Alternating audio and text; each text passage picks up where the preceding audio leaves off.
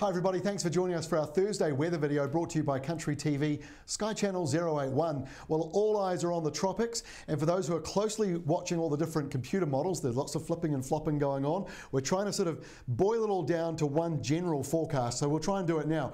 We've got two lows, number 1 and number 2. This is the one that's likely to be more aggressive, I think, and could become a severe tropical cyclone as it slides southwards towards New Zealand over the next few days. This one, on the other hand, doesn't look like it's going to grow into a major storm. It's going to slide southeastwards towards New Caledonia and then get caught up amongst all this sinking low pressure, which is all up in this area up here, and it's all just going to sort of merge together. So it's a little complicated. Now, we saw those big dramatic models yesterday. Let's have a look and see what's going on. They're not really predicting the same extreme things today. So we're going to touch on the next couple of days and then next week as well, just briefly. So here we go for Friday. It's looking pretty settled across the country. High pressure still dominates. Light winds in many areas, which means afternoon sea breezes, lake breezes, and a few afternoon showers popping up around the ranges.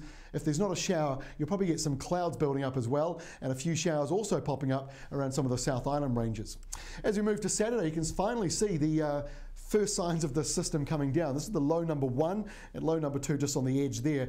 They're sort of merging. This is a giant pool up here of low pressure versus high pressure all down here, particularly just behind me there. This is a significant high pressure system, and it's this big high there that's pushing back against the system and may well stop a direct hit from that low.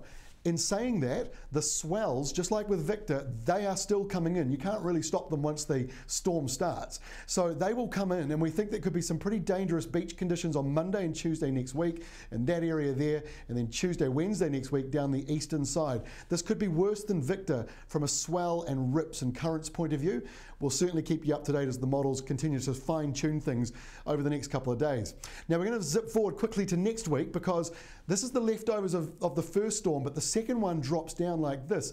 Doesn't look like a lot, doesn't look aggressive, but it could be tapping into some very humid air.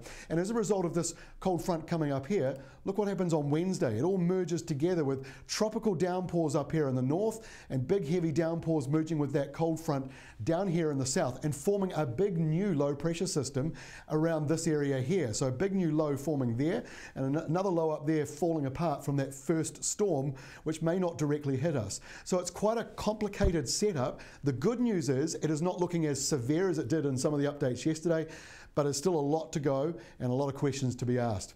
Now that's just a brief look. Don't forget we've got the 10-minute, 10-day long forecast at Country TV. Go to Sky Channel 081.